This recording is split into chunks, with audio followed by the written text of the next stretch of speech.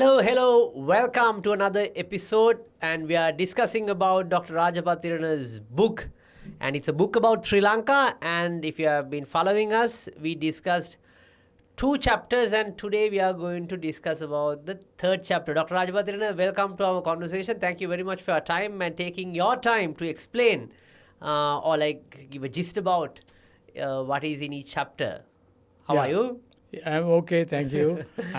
Thank you for inviting me again.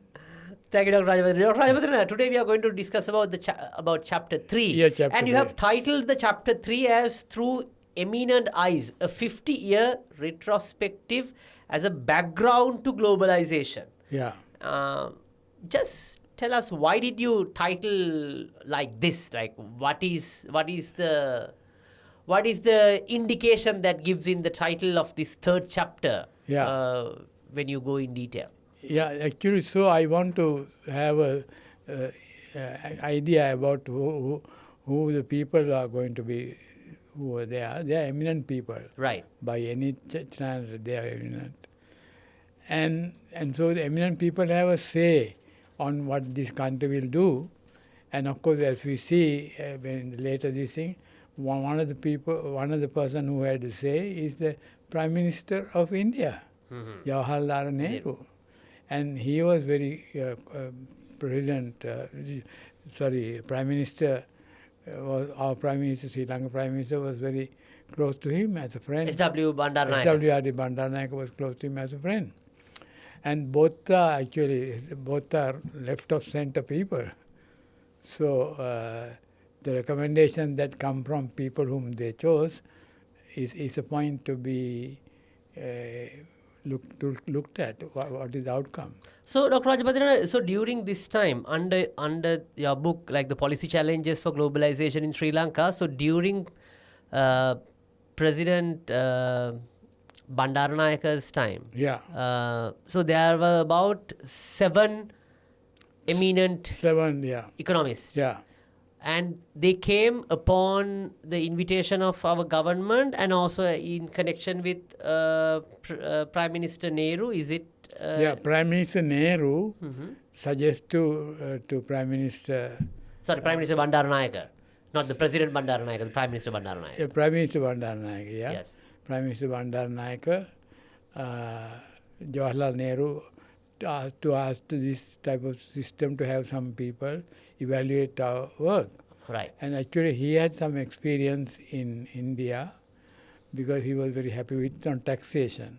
So the person who was came here for taxation is the one who advised Prime Minister Nehru. That's Mr. Nicholas Kaldor. Yeah.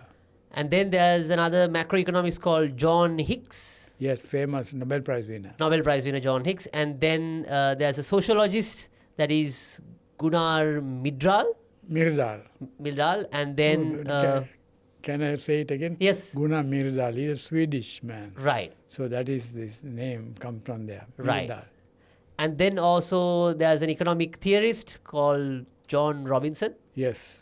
And Joan. John. How do you pronounce it? John. She's a woman. She's a woman. Joan. Not John. Joan. Yeah. John Robinson. Yeah. And Oscar Lange. Oscar Lange. That's a again European name. Yeah. Market socialist. And Kenneth Galbraith. He or she. He global development programs and also Usha Hicks, public finance specialist. Usha Hicks. Hicks is his wife. Right. Yeah, they came together. All 7 came together. No, they came separately. Yeah, but the Gamini Korea was given the task of inviting these names because he knew all of them. Right. And by then, Mr. Gamini Korea was the Economic Planning Commission. He was the Commission of Economic. He was the director of the Planning Commission. He's the director of the Planning Commission. You're a good friend, right? Who?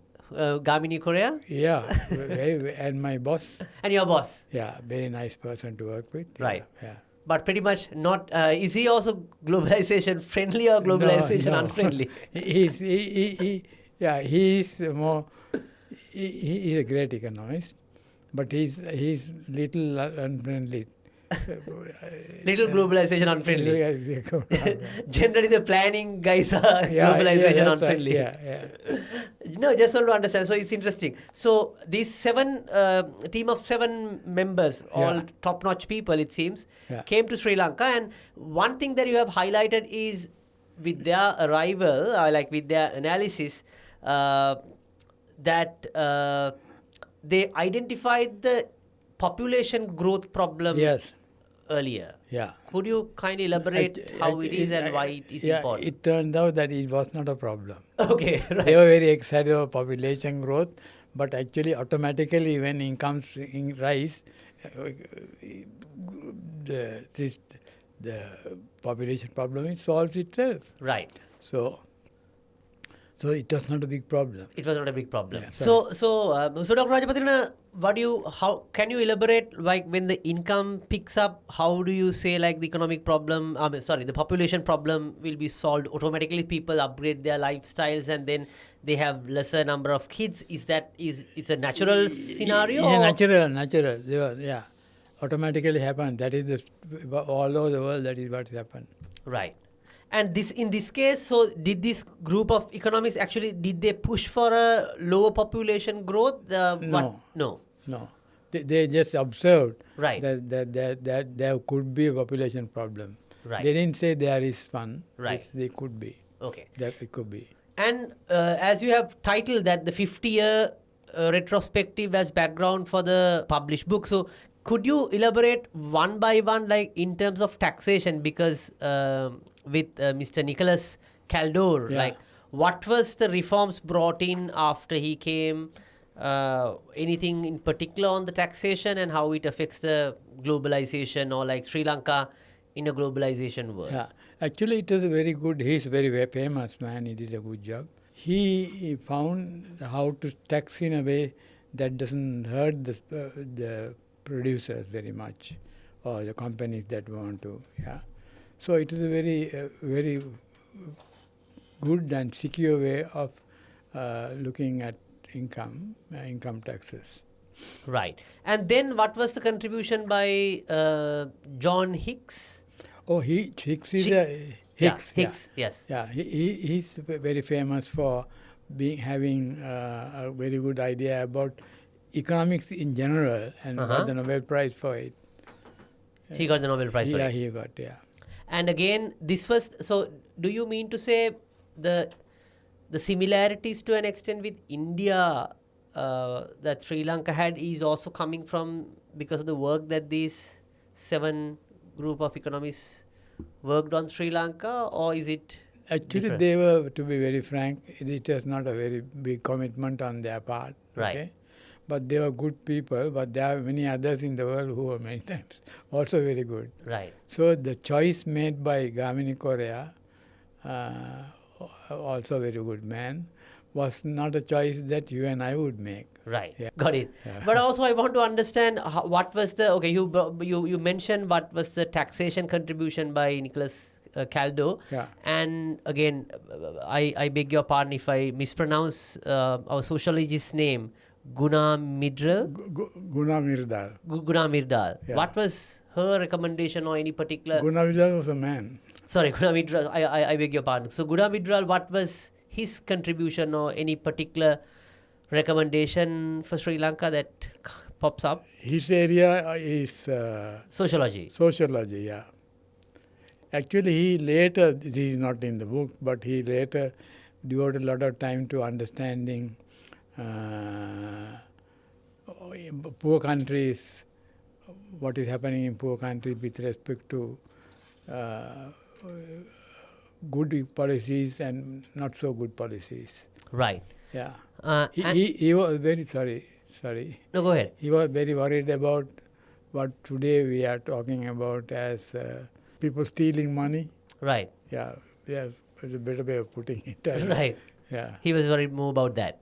Yeah. So, Dr. Rajapatrina, in the conclusion of your last chapter, you have also broadly mentioned the 7 members were more globalization not so globalization friendly. Correct, true. Correct. Yeah. So, but you have also said like there are people like Milton Friedman who Would have basically completely changed the whole story. absolutely. So, in a longer history perspective, like how do you see the impact of these 7 economists? Like, do you think it was somewhat necessary during that time, or whether basically it completely shifted Sri Lanka's direction uh, until the 77 came up, or like what is the impact that you see with the political economy, because you speak about the LSSP and the other leftist parties, how they basically incorporated some of those changes. Could you take us through a little bit about the history? Yeah, first I would say there was no big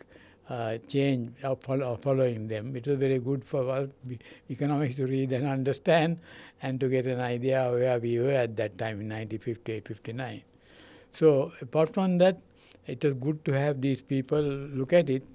For the first time in our history, for first time a group like this came to evaluate how the economy was going to work.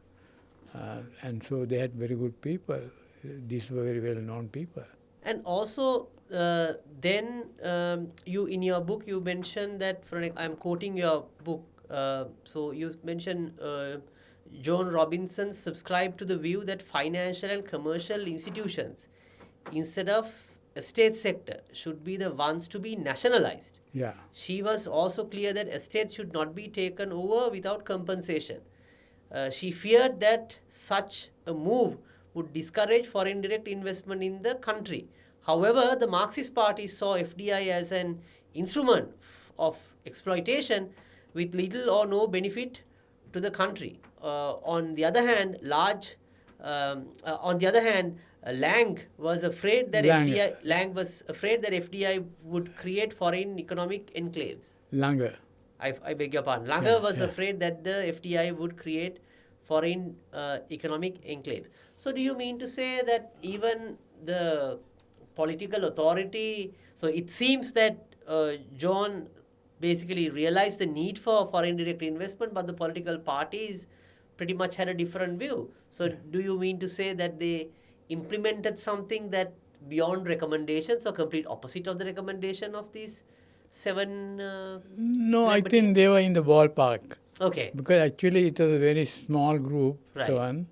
and also most of these things were not understood about Sri Lanka. They were here for a short period. Right. Less than a week type time. Okay. Yeah, they are not people who are saying. But the interesting point is that John later became a Marxist and was a great admirer of China. Right. Yeah. Right. But here at this point, she helped us do the plan. Right. Which she of course supported the plan like that. Right. But what I gathered was actually at the initial stages she said not to nationalize the estate sector and foreign direct investment, but actually what we did was completely opposite after some time. Yeah.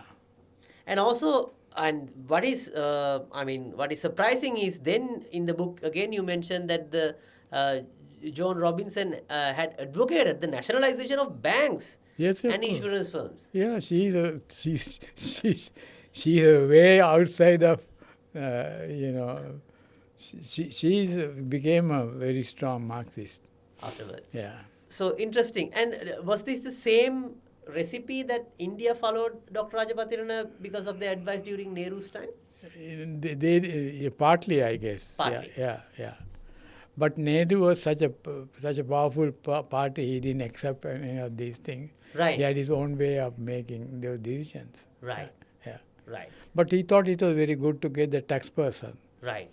Because he had tried that in India and it worked. Right. Yeah. And then also in your book it mentioned the high rate of population growth combined with low productivity was identified as a fundamental problem that had to be addressed. And the name was Langer. Oscar Langer. was identified as the leading expert on planning in this group. He emphasized the need to coordinate different development components of the plan in terms of two dimensions, namely to provide balanced growth of the different sectors of the national economy with respect to outputs, raw materials, and immediate inputs to Yeah. achieve intertemporal balance, such as the development of different sectors would be synchronized. So, could you elaborate a little bit more here, like what sectors that is, was there an identification of sectors, and how are they going to basically, because I'm a little curious now because they have been here for 7 days, or I mean, not, I mean, less than a month, I would say. Certainly less than a Less month. than, less than a month. So, how do you do sort of a deeper understanding of the economy and to prescribe something in a period of like 7 to let's say 14 days? Yeah. And what sectors, is there an indication on sectors? Have you come across No, any? there was no such one-to-one thing. So Right. we invited these eminent economists and we listened to them. Some we followed, others we didn't follow. But it became politics in Sri Lanka also. No? Mr. Bandaranaike was shot in 1959. Yeah. And so nobody, his wife did not pursue this line. Right. But they appreciated that there was such a document Right. that looked at the economy, and that was a good review. So you mean that Mrs. Bandaranaike basically closed down the economy completely? Also, this ideology, the 7-member group, what they have basically recommended was taken as like as the doctrine for completely closing down the economy? No, what happened, this may be very unfair, but I am going to say it, Right. is that Mrs. Bandaranaike, she depended on a lot of her approach to economics from the leftist. Right. So Mrs. Bandaranaike they used Mrs. Bandaranaike to get the ideas of ownership and which goes with the Samsamaja party. Right. So Mrs. Bandaranaike was not a free agent at that point. He was listening to N.M. Pereira, great people too, but a different approach to economics, And what was your good friend's role by then? Was he also involved, Mr. Gamini Korea, your former boss, in Madam Bandaranaike's? Yeah. Uh, Gamini Korea is a very stable, decent man, very good economist, and he did the best he could. But my point is that later in the book, I show that if you had a different set of people, you would have a different outcome. Correct. Yeah, and the outcome would have grown faster. Yeah, and in your note that you have also mentioned that okay, while this was happening in Sri Lanka, the East Asian economies were basically Took off because they didn't listen to all of these things. Okay. They were not counseled by people who believed in this type of a control of the economy. Right. And it was, so what, I mean, were there any cases that they were listening to someone else, or how did they get open for fairly globalization friendly policies? Where it came from, if I... They meaning, you mean? The East Asian countries. East Asian countries went on their own. They were helped by United States, a lot of other countries, but not in the way that the Samsamaja party and Communist party in Sri Lanka wanted it to be. So they in other words, they didn't have to follow a leftist party. They did their own thing. Got it. So, Dr. Rajapatina's, what I understood from this chapter is that the 1970 to 77, that completely shutting down of the economy, Yeah. actually that political economy and the contribution by the 7-member group has been to an extent quite influential, though they were here for about 7 days.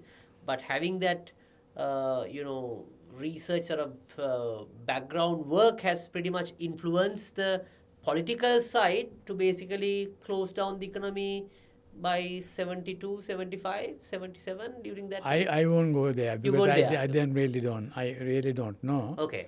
But I think because those people are very intelligent people, I'm sure they read the reports and they wanted to see how they could work with it. And they did not have strong objection to it because these people were not very market friendly.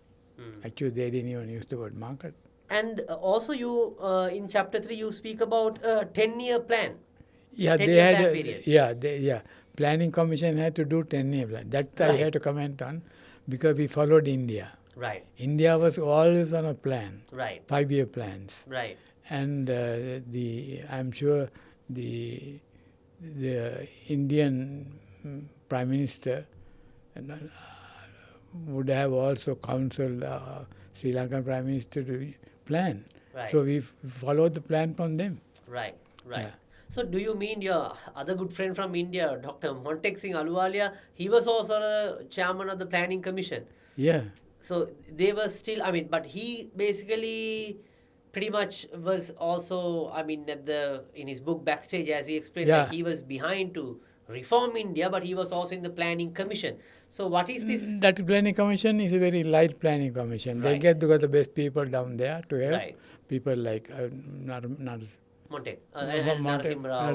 Montek, Ahluwalia, yeah, very good people. Right. So they were not diehard control people. They planned, can we say while they were in the Planning Commission, they were more looking at a market-friendly approach rather than like a planned economy. Is it fair to say that?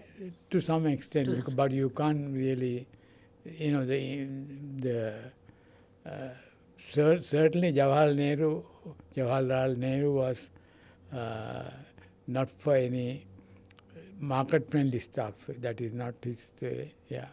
Right, got it. And then in your conclusion, you mentioned their commentary and analysis helped to postpone a few years at least the country's movement towards highly controlled and restrictive policy regime. Yes, correct. What do you mean by that? Correct. That for the first period, some group of people have come and looked at the economy, and they know they are good people. They have reputation as good economists. So they really turn the clock back by not taking on this to controlling the economy as they had wanted to under Samsonji and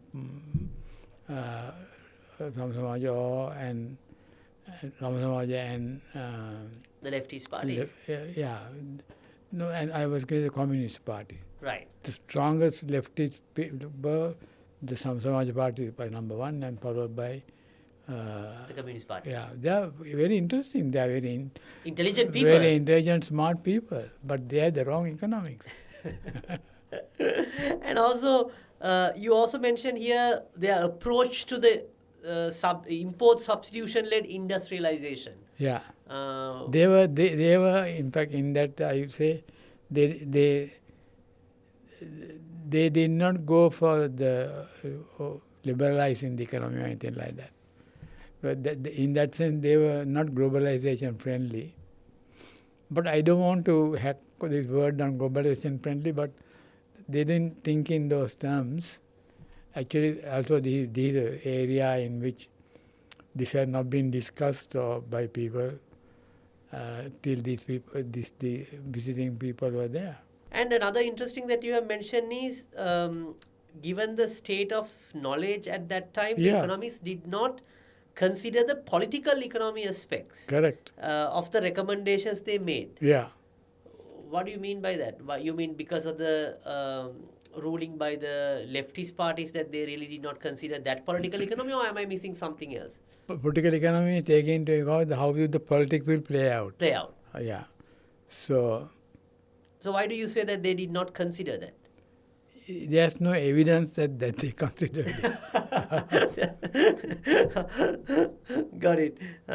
So, Dr. Rajapatirana, on a longer term horizon, we are coming to the last part of this chapter number 3 conversation. How do you see these 7 economies committee or their team? You mean when you look at the history, they pretty much advocated for a globalization unfriendly era? I won't go there actually. You won't go there. Yeah. I won't go there. I think they are very sensible people. Right. They have one contribution, I think, that I should say, is that because of the way they looked at the economy in a very good way, they did not they didn't take on the left of center or the approach, the Communist Party or some of the party approach. It delayed it from being, but later they Right. later they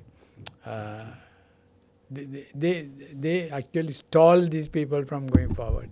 All right. Thank you very much, Dr. Rajapatirana, for explaining chapter 3 and giving a Yeah. gist of what is in chapter 3. Yeah. So we invite all of you to read the book. Of course, it was, as you know, this is not about promoting the book, but it's an academic book. It's a book about Sri Lanka.